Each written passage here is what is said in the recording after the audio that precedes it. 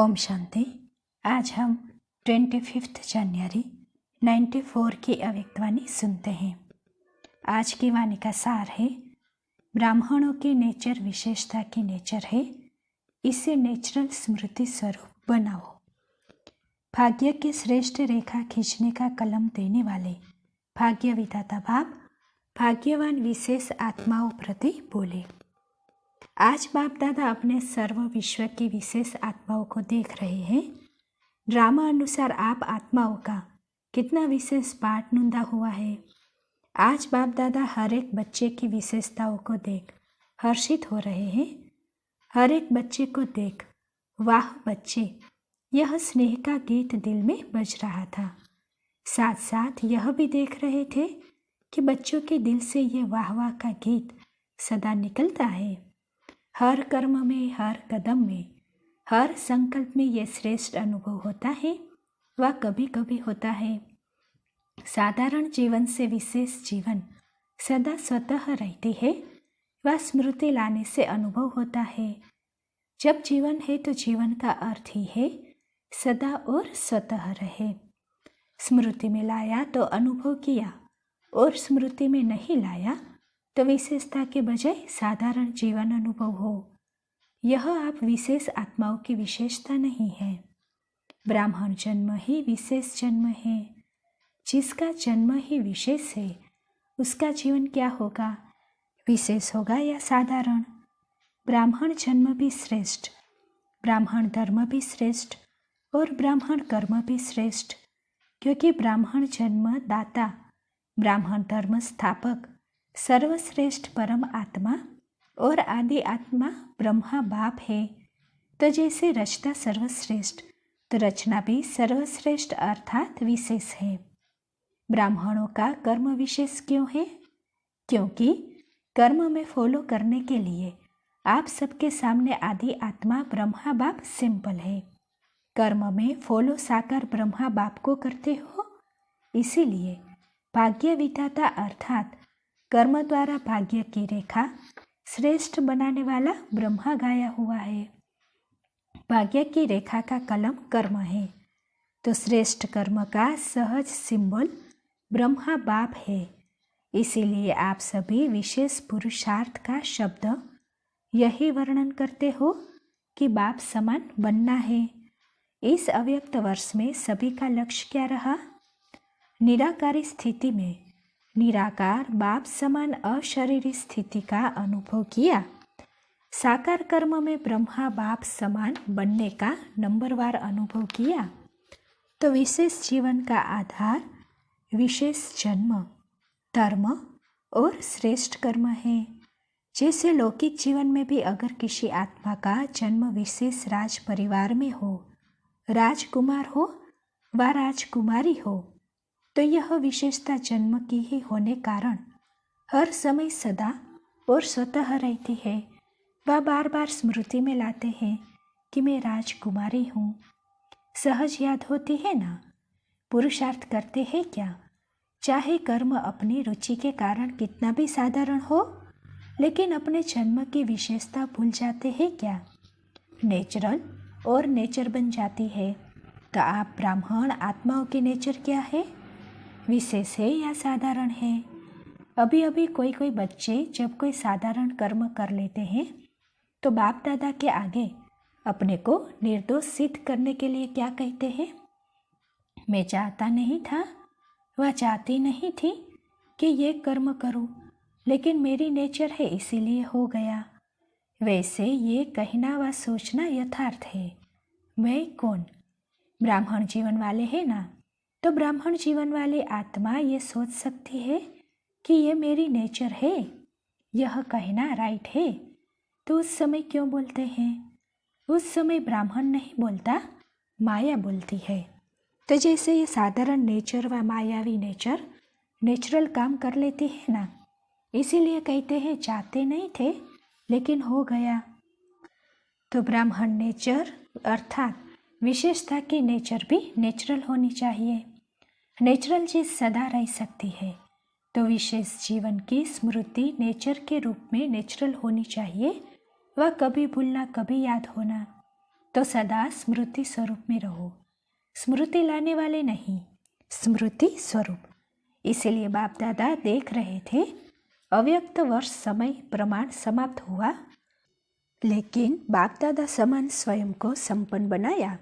इस अव्यक्त वर्ष का विशेष लक्ष्य रखा कि अव्यक्त अर्थात फरिश्ता स्वरूप बनना और बनाना है। सभी ने यही लक्ष्य रखा था। फिर रिजल्ट क्या निकली, अपने आप को चेक किया। फरिश्ता भव का वरदान भी वरदाता से मिला। तो वरदान और लक्ष्य दोनों की स्मृति से कहाँ तक सफल अनुभव की, ये सूक्ष्म चेकिंग स्वयं की व ये सोचा कि अव्यक्त वर्ष पूरा हुआ। यथाशक्ति जितना भी अनुभव किया उतना ही ड्रामा अनुसार ठीक रहा। वर्ष परिवर्तन के साथ साथ स्व परिवर्तन की गति क्या रही, इस विधि से चेक किया। जैसे वर्ष समाप्त हुआ वैसे स्वयं लक्ष्य और लक्षण में संपन्न बने व ये सोचते हो कि इस वर्ष में और बन जाएंगे। समय और स्वयं की गति समान रही। वैसे तो समय से भी स्वयं की गति तीव्र होनी है, क्योंकि समाप्ति के समय को लाने वाली आप विशेष आत्माएं हो। तीव्र गति से वर्ष तो संपन्न हो गया। मालूम हुआ वर्ष कैसे पूरा हो गया, तो चेक करो मुझ विशेष आत्मा की परिवर्तन की गति तीव्र रही व कभी तीव्र कभी मध्यम रही। फरिश्ता अर्थात जिसका पुराने संस्कार और संसार से रिश्ता नहीं। तो चेक करो पुराने संसार की कोई भी आकर्षण, चाहे संबंध रूप में, चाहे अपने देह की तरफ आकर्षण व किसी देहधारी व्यक्ति के तरफ आकर्षण, कोई वस्तु की तरफ आकर्षण कितने % में रही। ऐसे ही पुराने संस्कार की आकर्षण, चाहे संकल्प रूप में, वृत्ति के रूप में, वाणी के रूप में, संबंध संपर्क अर्थात कर्म के रूप में कितनी % रही। फरिश्ता अर्थात डबल लाइट, तो निजी लाइट स्वरूप स्मृति स्वरूप में कहाँ तक रहा। साथ साथ लाइट अर्थात हल्कापन, स्व के परिवर्तन के पुरुषार्थ में कहाँ तक लाइट अर्थात हल्के रहे। मन अर्थात संकल्प शक्ति में, व्यर्थ को समर्थ में परिवर्तन करने में अर्थात व्यर्थ के बोझ को हल्का करने में कहाँ तक सफल रहे। इसी प्रकार व्यर्थ समय, व्यर्थ संग, व्यर्थ वातावरण, इन सब में कहाँ तक परिवर्तन करने में हल्के रहे। ब्राह्मण परिवार के संबंध में, सेवा के संबंध में कहाँ तक हल्के रहे। इसको कहा जाता है फरिश्तापन के तीव्र गति की स्थिति। इस विधि से चेक करो और भविष्य के लिए चेंज अर्थात परिवर्तन करो।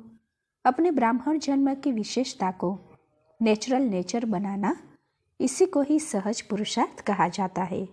सिर्फ एक विशेष आत्मा हूँ, इस स्मृति स्वरूप में स्थित हो जाओ तो बाप समान बनना अति सहज अनुभव करेंगे, क्योंकि स्मृति स्वरूप सुसमर्थी स्वरूप बन जाते हैं।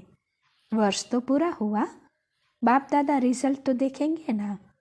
तो रिजल्ट में यथाशक्ति मेजोरिटी है और सदा शक्तिशाली यथाशक्ति के मेजोरिटी में मिनॉरिटी है। स्मृति दिवस पर भी बहुत स्नेह से मनाया।